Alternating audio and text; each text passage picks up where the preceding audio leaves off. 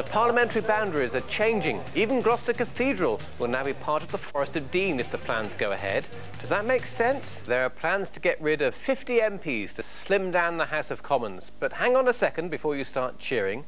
There may be some unlikely consequences because protesters are claiming that it's West Country voters that will lose out.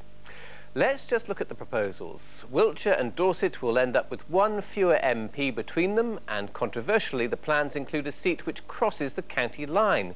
The old Avon and Somerset area would have lots of changes, and more seats would straddle council boundaries, so MPs could be caught in the middle. But the biggest shock is in Gloucester, where an area slap bang in the city centre around the cathedral would be moved into the Forest of Dean. For once, all the main parties are agreed. They don't like it. Paul Baltrop reports. Join the bonkers boundary march! People from across the political spectrum were there. Even the monster raving loony party think it's mad. On Friday, they marched in protest. After 700 years of having a Gloucester MP, the city's historic heart could be torn out and given to the Forest of Dean. The Boundary Commission's ideas dropped like a bombshell 2 months ago. I was aghast. It was just, what? Our city centre, been here for 2,000 years, being classed as not in Gloucester anymore, it just doesn't make sense. Well, I represent the area of Westgate on the County Council. It's the heart of Gloucester. It's been here for 2,000 years. It's the area we defended during the English Civil War, and it's a most ridiculous proposition. Oh yeah! Oh yeah! Oh yeah! Ladies and gentlemen, join us. For weeks, they've been building a campaign. Our protest against the ridiculous Boundary Commission's decision. The whole of the west side of the city is actually going to go over to the Forest of Dean, which is absolutely crazy. So leading it has been local businessman Mark Owen, who's adamant one voice must speak for the city's commercial district. OK, it's not a physical move, but psychological, it'll be a move. And you can't have an MP that represent the Forest of Dean actually representing business and commerce and the general public actually here in the city itself. We've got our own way of doing things. We'll be hunting wild boar from the forest. Well, we got a few boars on the Boundary Commission, but that's another story. Everyone seems to agree, but very few understand why this has come about. One reason the Boundary Commission want to move the very heart of Gloucester, including the cathedral, into the Forest of Dean constituency is its very simplicity. Round here there are too many voters, but on the other side of the river, in the forest, there are too few. Switch one ward between them and it's job done. And the county's 4 other parliamentary seats can be pretty much left as they are. Ironically, the Forest's own MP is a government minister helping steer the changes through Parliament. Mark Harper doesn't want to become the target for local anger. I can see the concerns that people have expressed, but the difficulty is you can't just say I don't like this. You've got to be able to set out what the alternative would be, and obviously it'll take a little while to work through what other alternatives there might be to see whether they're practical as well, and that work's underway. Let's keep Gloucester! Back in Gloucester, the city's Conservative MP tries to walk a careful line, supporting the wider changes but not the Gloucester proposals. So he's drawn up an alternative. I will be giving it verbally on Monday to the Boundaries Commission hearing in Bristol. I hope you'll be there. It's a great case, it's a really good proposal, and I hope the Boundaries Commission buy it. Your neighbouring Conservative MP disagrees?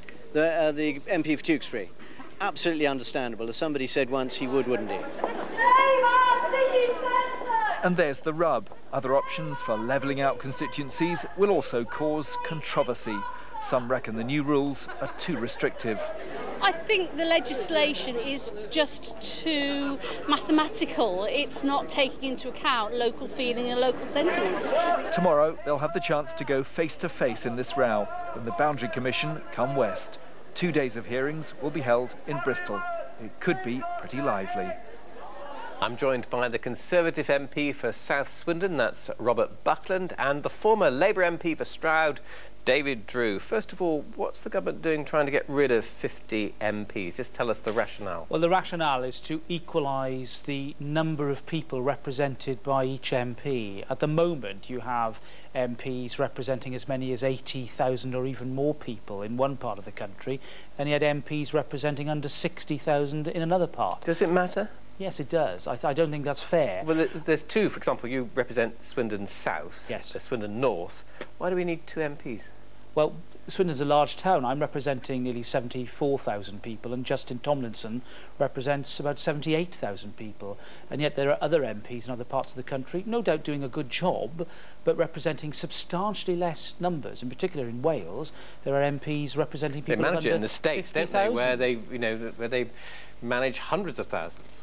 Well, yeah, I'm not advocating that we suddenly go to supersized constituencies where MPs are remote. I think that about the numbers that we have in Swindon are about right. MPs can be sufficiently local, sufficiently tied into their constituency and in touch to represent that number of people. Okay. I think it's all about fairness. David Drew, you're hoping to get back in Stroud. How would these changes affect that constituency?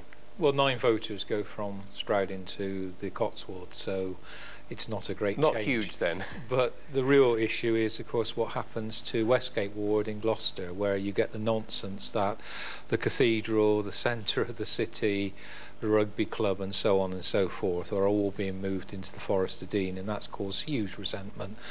The city is really important as an entity, and you can't just suddenly pick up the centre and just drop it into another constituency. That does seem extraordinary, doesn't it? Well, the issue for the Boundary Commission is that there are going to be some difficult decisions to be made, and I accept there are going to be some local examples where people are going to feel rather bemused, to say the least, about some of the decisions. But there is a chance for people to make representations. They're not set in stone, so it may well be that some of these glitches and anomalies can be ironed out. But what when is the final answer? Is there an proposals answer? Come out. Well, not easily. I mean, other ideas have been put forward, but the problem is if it's just a numbers game, and where I disagree with Robert slightly is I don't mind equalising out some of the nonsense where you've got very small constituencies and very large numbers of electors being represented by one MP. The problem is place does matter in politics. People associate with Gloucester, they associate with Stroud, and if you just go and put a line through part of it and tell people that they're moving to another constituency, it's what happened last time with the Stroud constituency with the loss of Minchinhampton. Those voters resent to this day. Well, it gets confusing, doesn't it? I mean, I think in Easton and Bristol was moved out of Bristol East at the last boundary changes. Now it's been moved back. I mean, people don't know if they're coming or going. Is it really worth it? Well, I think you do need to have a system that is responsive to population change. And the fact is that the current system that we had would respond, every 10 or 15 years or so, and it would lead to substantial anomalies. You would end up with seats with very low populations, returning MPs who then have an equal say with other MPs who have large numbers. I just don't think that that's fair. One of the big new system is better. One of the big concerns is that it straddles, in one case, county boundaries. So you could have an MP who needs to fight for area on one hand and then fight for the other one as well. I mean, how does that work? Well, you've got to compare it with MPs who, for example, have different councils at different layers of government.